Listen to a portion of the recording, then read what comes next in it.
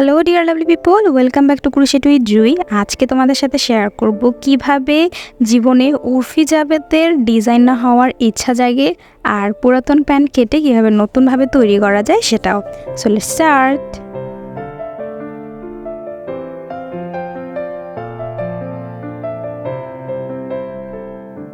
প্রথমেই আমি বলি আমি ইন্সপায়ার হয়েছি কোথা থেকে। তো ফেসবুকে সেদিন আমার সামনে এই ছবিটা আসে। তো এরা কারা কি আমি আসলে কিছুই জানি না।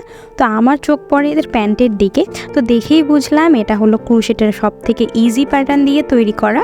তো এটা তো করা আমার জন্য জাস্ট এক পলকের ব্যাপার, বাট আমি ভুলছিলাম। কেন ভুলছিলাম সেটাও তোমরা শেষ পর্যন্ত দেখলেই বুঝবে। তো নতুন প্যান্ট কেটে এটা বানানোর মতো দুঃসাহস আমার নাই, তাই পুরাতন প্যান্টটি আমি এক্সপেরিমেন্ট করলাম। তো সবার আগে আমাদের একটা ক্রোশেট লেস বানাতে হবে, যেটার ভিডিও আমার চ্যানেলে দেয়া আছে, তোমরা চাইলে দেখে নিতে পারো, আমি ডেসক্রিপশনে লিঙ্ক দিয়ে দেবো। এখানে দেখো 2 রকমের সুতা দিয়ে সেলাই করা আছে, তার পিছনেও একটা কাহিনী আছে, সেটা তোমাদেরকে বলতেছি, ওয়েট। তো লেসটাকে লাগানোর জন্য আগে আমাদের 2 সাইডের সেলাই দুটো খুলে নিতে হবে। প্রথমে কোমরের অংশ খুলে নেব, তারপরে নিচের 2 সাইড অংশ খুলবো। আচ্ছা, এইবার বলি কাহিনী কি হয়েছে। তো প্রথমে আমি বেশ ভারী একটা ডিজাইন দিয়ে লেসটা তৈরি করি, তাতে সব সুতা মিলিয়ে মাত্র একটা লেস তৈরি হয়েছে। পরে আমি আরও সুতা আনতে যাই, কিন্তু সারা মার্কেট খুঁজে আমি ওই সুতা আর পাই না। পরে ওই লেসটা খুলে আমি আবার নতুন করে সিম্পল ডিজাইনের মধ্যে আমি একটা লেস তৈরি করি, কিন্তু তাতেও শেষ রক্ষা হয় না এবং অন্য সুতা দিয়ে পরে আমাকে জোড়া দিতে হয়। তো ওই অংশটুকু আমি কোমরের দিকে দিয়ে দেব, তাহলে আর দেখা যাবে না। জোড়াতালি তো এখনো অনেক বাকি আছে, শুধু তোমরা দেখতে থাকো।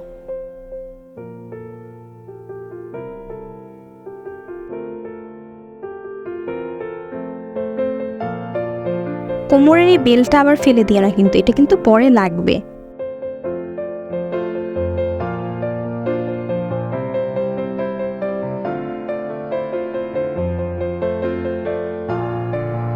এবার আমরা সাইডের অংশ খুলে নেব। পুরো কাজের মধ্যে সব থেকে স্যাটিসফাইং অংশ ছিল এইটুকু। আমি টান দিচ্ছি আর ফরফর করে খুলে যাচ্ছে, টান দিচ্ছি আর ফরফর করে খুলে যাচ্ছে।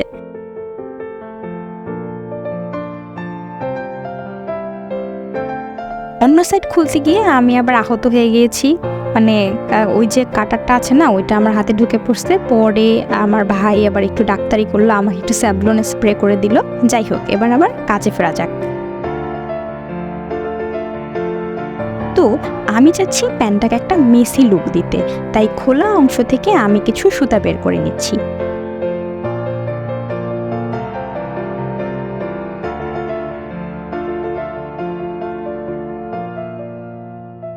সব মিলিয়ে প্রায় 7-8 গ্রামের মতো সুতা আছে এখানে। এবার শুরু হবে মেইন কাজ, মানে সেলাই করা। লেসটাকে আসলে কোন কাপড়ের সাথে ভালো মানাবে সেটা নিয়ে আমি একটু কনফিউজ ছিলাম, তাই আমি আমার বিড়ালদেরকে দিলাম চুজ করতে। তো পুচু নীল রং চুজ করলেও গোলু আমাকে জাস্ট পাত্তাই দিল না, তাই পুচুর সম্মানে আমি নীল কাপড়টাই নিয়েছি। এবার এটাকে মাপ মতো কেটে নেব।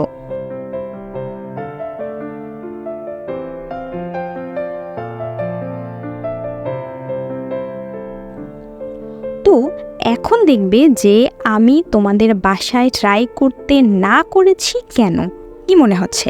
ফলস কাপড়, লেস আর প্যান্টটাকে একসাথে ধরে সেলাই করে দেবো, ব্যাস হয়ে যাবে। কিন্তু না, আমার সাথে এত সহজে সব কিছু হয়ে যাবে এটা তো হতে পারে না। তো এত কিছু একবারে সেলাই করতেছে না আমাদের মেশিনে, তাই আমি সেকেন্ড অপশন বের করলাম। আগে লেসটাকে কাপড়ের সাথে লাগিয়ে নেব, তারপরে সেটাকে প্যান্টের সাথে একসাথে লাগিয়ে সেলাই করব।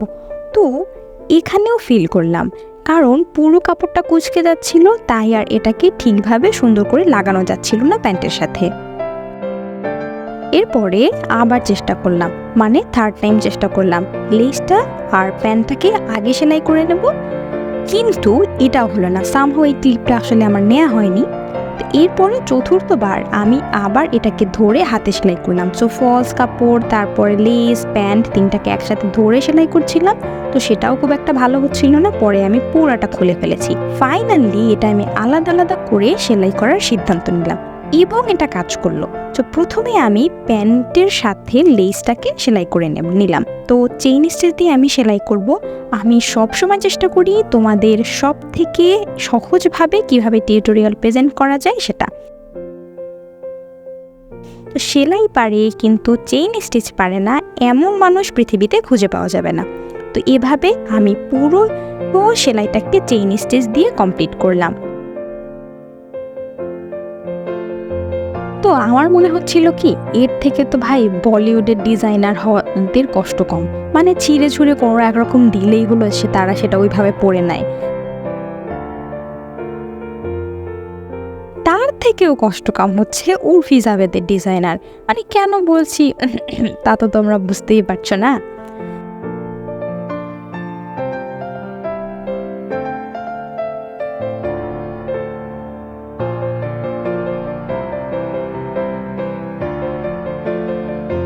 তো এখানে একটু ছোট হয়ে গেছিল লেসটা, তাই আবার আমাকে সেলাই করে নিতে হয়েছে। মানে এই প্যান্টটা সেলাই করতে গিয়ে আমি যে কত কিছুর সম্মুখীন হয়েছি, কতবার যে আমি বাধা পাইছি, এবার তারপরেও আমি এটাকে শেষ করে উঠবো মানে উঠবই। তোমাদেরকে আবারও বলছি, যদি কারোর বাসায় ইলেকট্রিক মেশিনগুলো না থাকে তাহলে এইটা ট্রাই করার চেষ্টা করো না, তাহলে অনেক বড় কষ্ট হবে। সো আমি চাই না তোমাদের কষ্ট হোক।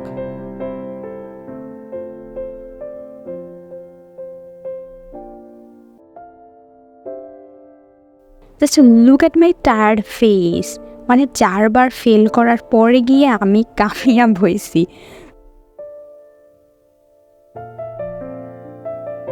ফলসের কাপড়টা আবার হাতে সেলাই করে নেব। এটা জাস্ট সিম্পলি হাতে সেলাই যেভাবে করে ওইভাবে করে সেলাই করে নেব।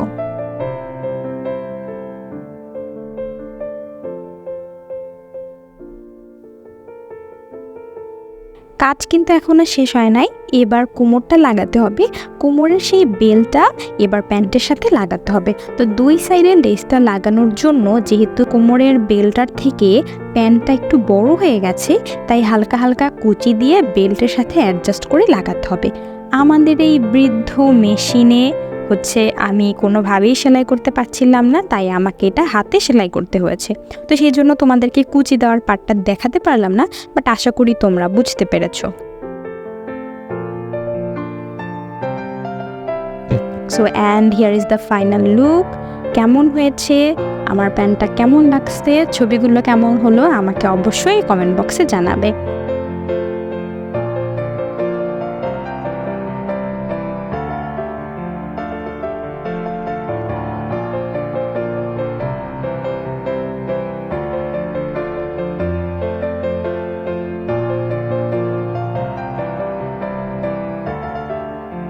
আশা করি ভিডিওটা ভালো লাগবে এবং হেল্পফুল হবে তোমাদের জন্য। তো please like and subscribe and also follow my Facebook page. Tata, see yeah.